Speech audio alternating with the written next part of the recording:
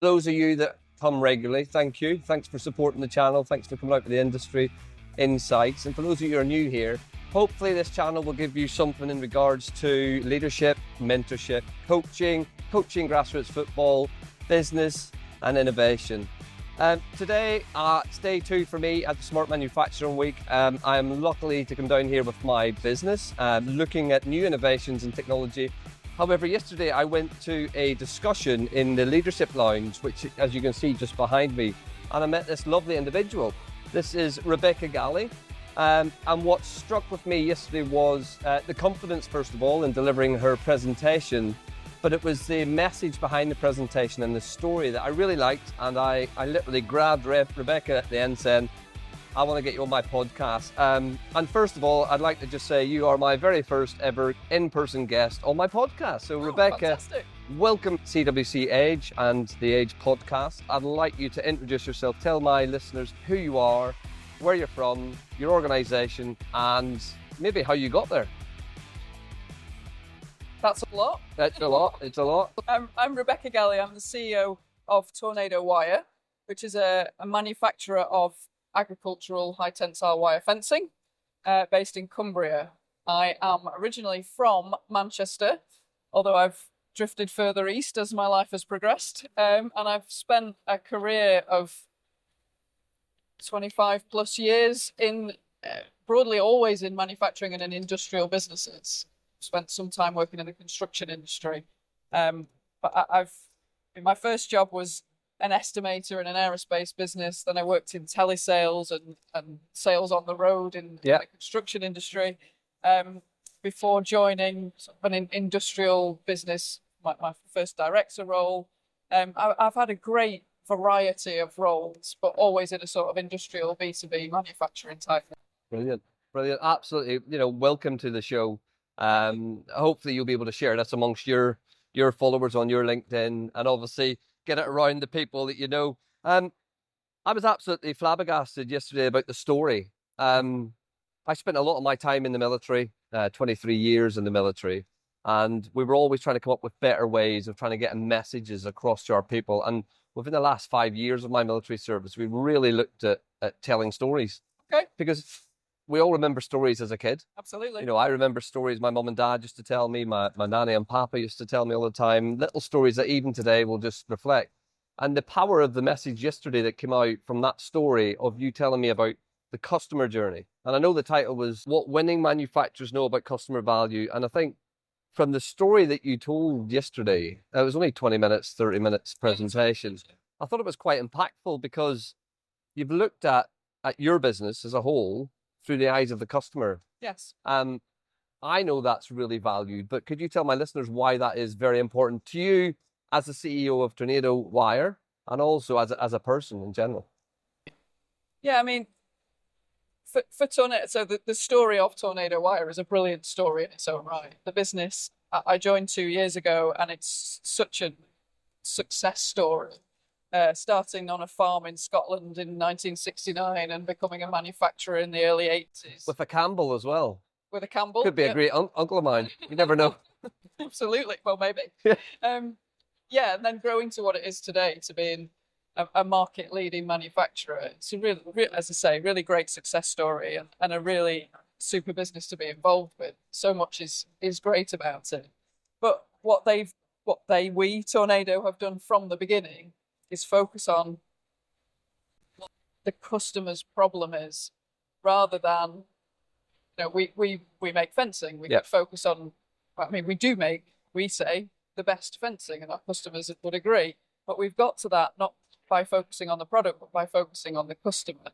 And I shared an example in the presentation yesterday about barbed wire, but there's so many examples. Like my colleague in the late 90s going to a conference with people who had problems with badgers, so it was the Badger Association, and he then listened very carefully and totally changed how people build badger fences.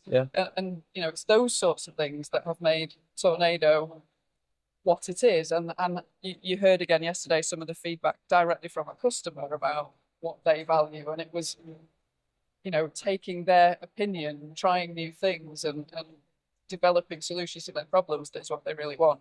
But it's so true in any business. I gave examples yesterday.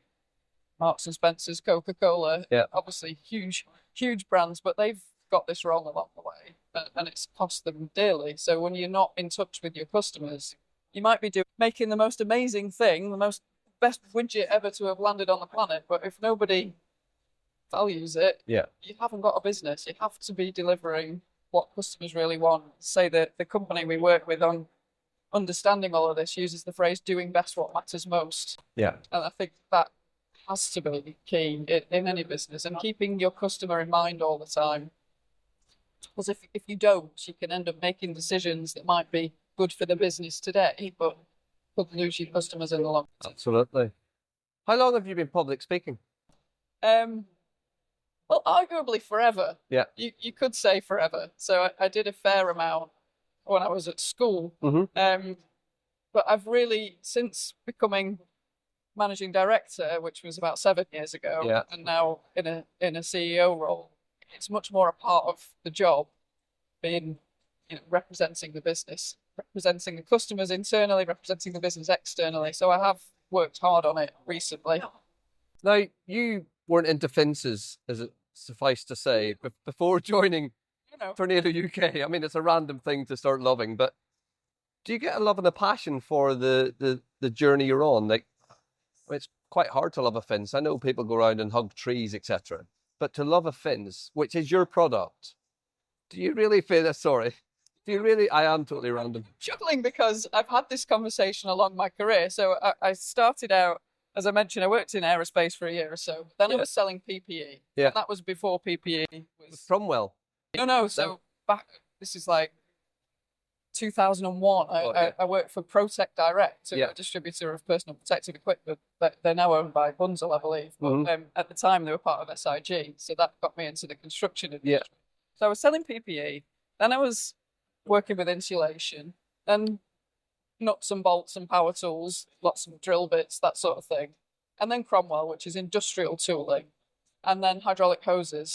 Yeah, I've seen that on your LinkedIn. And high tensile wire fencing. So if you want to talk about glamorous products, I am your person. That is it.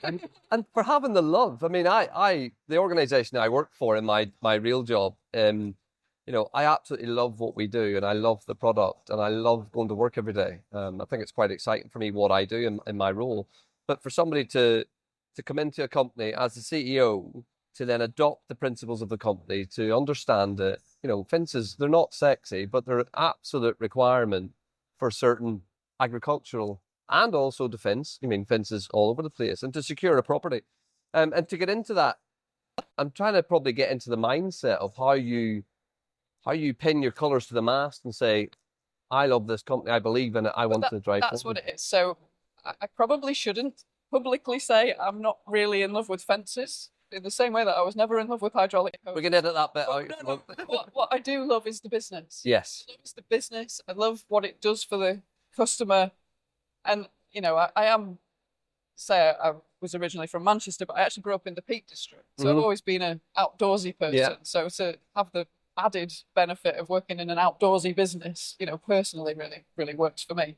But it's about the company, it's about the people, it's about the culture of the business and the value that we deliver.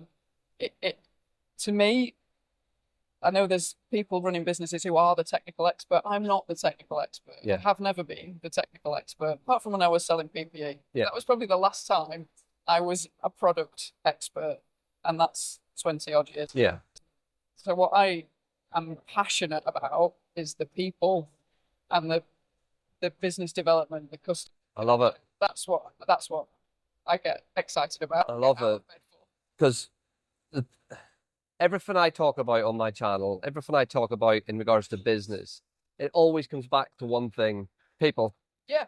Some of my people that are listening to this are scared of innovation, they're scared of automation, they're scared of artificial intelligence. Yep. But actually, there's still going to be a person behind that. And I kind of get where I'm kind of going here is leadership. Strong leadership is really, really needed, I think, in the UK industry and UK manufacturing now more than ever. When you see subsidiaries coming in from external countries, taking a lot of our business away because of high repetitiveness or cheaper materials or being able to do the job cheaper elsewhere and actually import at a cheaper price. I think where we need to focus on, I don't know if you agree or not, is the solid leader, the leadership part of our businesses. This is a really interesting conversation, and there's a lot of, I don't know if there's a lot of published work specifically about middle management, but it's actually the immediate line management and middle management who have the biggest impact on the employee experience of work. And they're the people who are often, I'm trying to find the right way of saying this because I don't want to give any disrespect to anybody. Accidental management? Yeah, you get promoted because you're the best electrician or the best salesperson or the best whatever your technical job is. And then suddenly you're in a completely different job. Yep. And I mean, I talk a lot on my LinkedIn about what it's like to be a new manager and the mistakes people make and how to overcome them. And I do think that group of people deserve more support. It's probably one of the only jobs where you're just given the keys and told to get on with it. And it has those people have such a big impact on the employee experience. And in this age of skills gap and the nature of the workforce, giving your employees a good experience at work is the only way to have good employee retention. Yeah. So for me, we've at Tornado spent a lot of time, and in businesses I've worked in before, spent a lot of time developing the leadership, so that the leaders should be the guardians of the culture. The managers should be empowered, but also properly trained to do the job that we're expecting them to do. Yeah, I see that a lot. I'm a fellow of the Chartered Management Institute. I went through all of their progressional diplomas into a business management degree with the Chartered Management Institute as well. And I absolutely I mean, it's not a shy thing to say that probably I would put a number of 70% to 80% of the UK's managerial step in that middle management that have no formal training as a manager.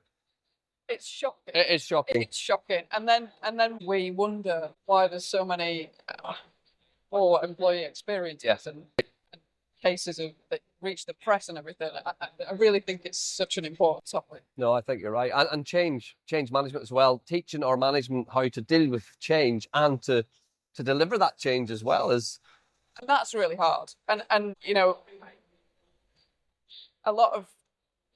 I've worked in really big businesses and I really enjoy where I am now, which is a medium-sized enterprise. Yeah. Obviously, as the leader, I have a different perspective on things. But I've been that middle manager tasked with delivering something from on high without necessarily fully comprehending or buying into it myself. And then I have to make it happen, whatever it is. That's hard. Yeah. And leadership needs to respect that.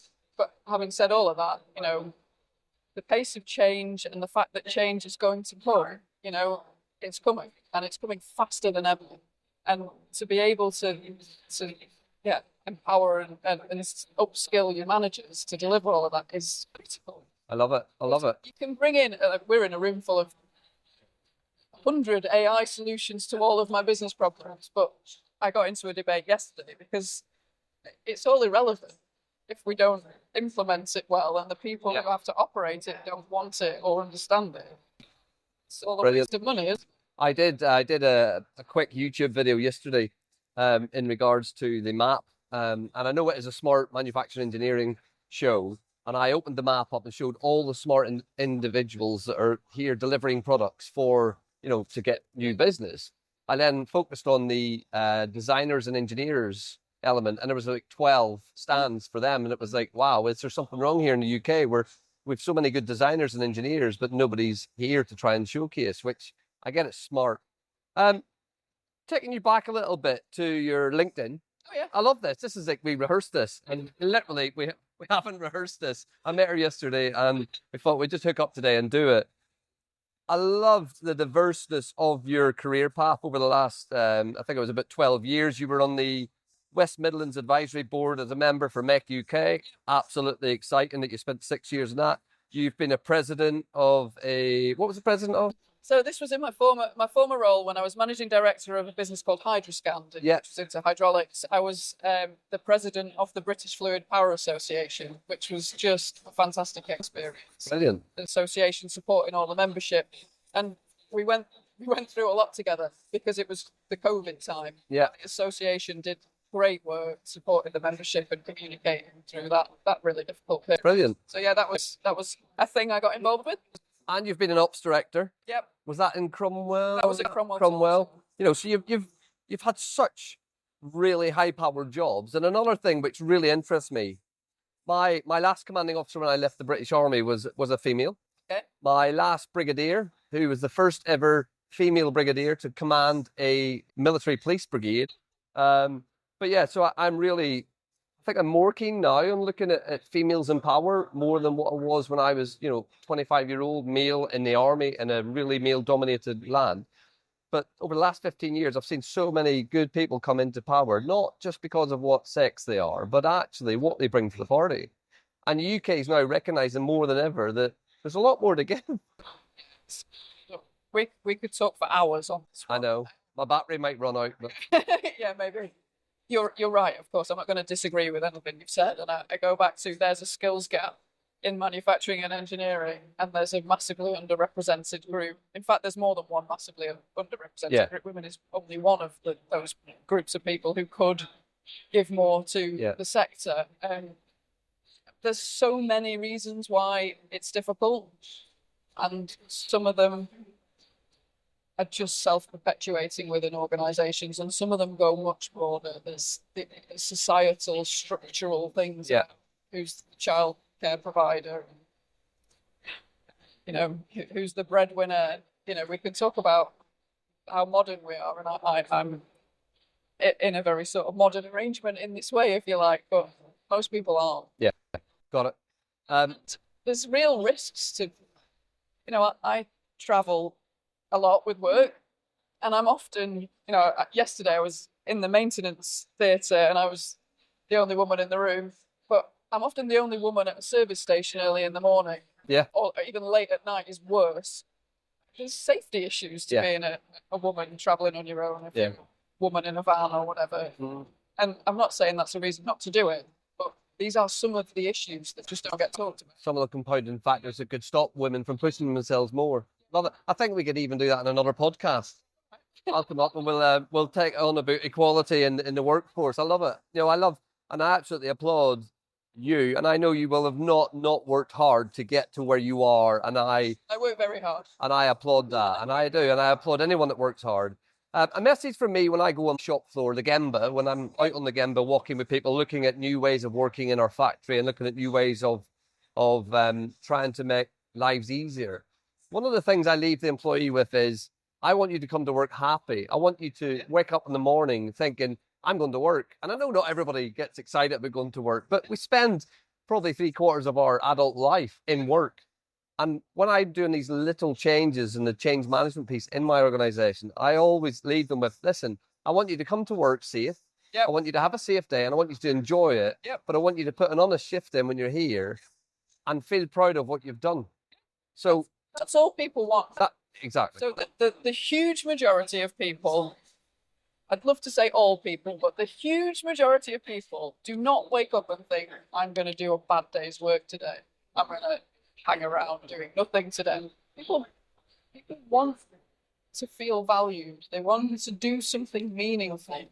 People work because they've got bills to pay and families to support. But if they can, exactly as you say, know that they're safe, know that what they're doing is worthwhile in some way, then whether they skip down the road to the factory, I don't know. But if they can at least get up and not think, oh God, I've got to go and do this again, then we're winning, aren't we? Yeah, but it's hard to get to that. It is. I sing every way in my car. I do podcast rehearsals. I do meme rehearsals. I do little videos. I'm generally so happy to go to work every day. I think it's because I feel valued in what I do. Exactly. My general manager values the work I do, and that makes me even more determined to do better for my organisation and company.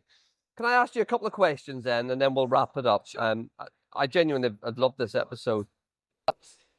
Do leaders CEOs, MDs, chief executives, etc., do you need to get out more into where the work is done, which I call the Gemba in part of my lean strategy? I make a point personally of being on the shop floor and talking, listening to, not talking to, listening to Love it. the team, how they are, what's going on in their lives outside work, what that thing is they're doing operationally, how they're finding the latest change, whether they've heard the latest briefing. I want to know how they are. Are they informed? Are they feeling valued? Brilliant. I don't tend to get massively involved in like the technical operational detail. That we've got a super team of people who are all over. And you trust that team to do that, so you can. Of course. There you go. There's So I want to start telling them how to make fencing. brilliant. I love being on the factory floor. It's the heartbeat of the business. Yeah. But at the same time, I think going back full circle to the presentation yesterday, it's important that CEOs, MDs, leaders also spend time with customers. So there's the shop floor coal face, but there's the front end as well. Yeah. And understanding, hearing directly from customers as well as through surveys and everything. And it's our trade show season, so I'll get to spend time listening to a lot of customers as well, and listen to the sales team so that I know what's going on in their world. I think, again, I've worked in big businesses and I've seen the ivory tower syndrome where somebody sits removed from the business and has lost touch with the customer. I think the further distance from the customer or factory, both ways around it works, right? But the further the distance from the customer to the leader, the less customer value there is, potentially. I mean, there are some huge businesses who do this brilliantly, but I've seen when it doesn't work, and I don't want to be that leader. That is a really good takeaway. The further you are disjointed from the customer, the more risky it is as a business owner I love it. Love it. Do you have a positive role model, Random? Do I have a positive Do you have a positive role model? Loads of positive role models. Could you give me one and talk about why they're a positive role model? Oh, right now, I work for a group of shareholders. It's a Swedish company who acquired Tornado Wire 4 years ago. They have employed me to run the business on their behalf. Our chairman and the UK CEO from Stores Kogan are really positive role models. They're professional, enthusiastic, down-to-earth, supportive people. There's two off the top of my head. Brilliant. And I've had many throughout my career. Positive role models, people who've put me forward. Yeah, I've been very lucky in that way. Love it. Last couple of questions. Do you have a positive leadership story that really resonates with you and like a positive leadership? Either you've done it. Loads. Loads. There we go. But I'm what really excites me is seeing people in an organization achieve things that they want, but also even better is seeing people achieve things they didn't know they could. That's my absolute favorite thing about leadership. Yeah. The biggest privilege of the job is to develop other people. Yeah. And I appreciate, I could go on forever, but I'm just really proud that in a number of different roles, when I've left, the person who has been working with me has taken over. Brilliant. And nothing is more pleasing than seeing other people developing in a position. Smashing. Love it. Do you have a negative leadership story? Again, how long have you got? How long as you want. Something that's maybe been really negative towards you or you've seen towards somebody else. I mean, I've seen thousands in my military career of negative leadership stories, but don't put anybody under the bus here, by the way. Don't name anyone. No, I do. Personally, so the worst thing that happened to me personally was that I think personally the worst one for me, and I know not everyone always has the choice because, again, we work to pay the bills and all of that, but was to be made responsible for a huge piece of work and then not be supported by the leadership team. So I was expected to deliver a thing, but it was almost like swimming against the tide. And I actually, in the end, confronted the most senior person to say, you have tasked me with this. Where is this? Yeah. you're continually challenging me, telling me it's not going well or whatever, giving me negative feedback, I've had no support. No support. And they did acknowledge that that probably was the case. But that's the worst thing. Not setting someone out to do something and then making it more difficult for them. I would love to just thank you from the bottom of my heart for coming on. One, for coming on. You didn't know me until 5 minutes before your presentation when I saw you with your cards yesterday rehearsing. And then I thought, do you know what, Chris? Do you know what would be a great thing to do? Go up and disrupt that woman's rehearsal plan. Grab her and say, hey, I do a podcast. You want to come on my podcast tomorrow and we'll get a quick interview, blah, blah, blah. And much to my surprise, she said yes. I've really enjoyed the conversation. I really enjoyed genuinely really enjoyed the story that you told yesterday. But the way you carried yourself, the way you told a story from start to finish, the cardboard cutout you brought of Pete, one of your customers, that really gets people. And I know there wasn't that many people here. And do you know what's really saddened me as a leader and as a guy who's running a podcast for leadership and coaching and mentoring and coaching grassroots? But do you know what really saddened me is the lack of people that are coming to the leadership stand.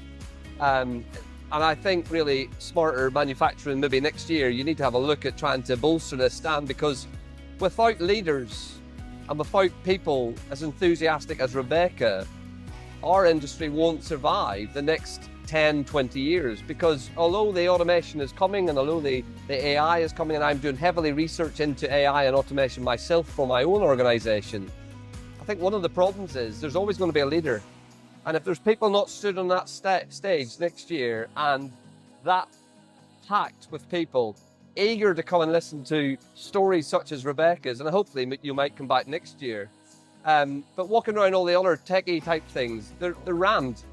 Let's get behind it, people. Let's get this message of you can't be anything without that leadership journey, and you need to understand. And Rebecca carried it out brilliantly in the middle of the podcast in regards to saying the middle management is somewhere where I aim to aspire to help more in my organization. Really does need that more training and ability and empowerment to go out and get after it. Rebecca, thank you very much for coming on. This is CWC Age this is CWC Age I can't even get it out, on YouTube, and I don't edit these bits because I think they're funny anyway. And it's CWC Age on any good Spotify, any good platform, Spotify, Apple Podcasts, wherever you get your podcasts from. Like and subscribe. And if you think this episode has helped you, or you would like to reach out, please reach out at chris@cwcage.com, or you can go onto my links in my YouTube and my podcast to get any further information. If you would like to get in touch with Rebecca in regards to future business aspirations, or you need a fence for your next farming project, I have a few farmers on here, reach out to Tornado UK. I think they've got an absolutely fantastic product. They've got a fantastic small team, and they're really, really revolutionising the way fencing's been done. Everybody, keep listening, keep learning, and strive for greatness. Thank you.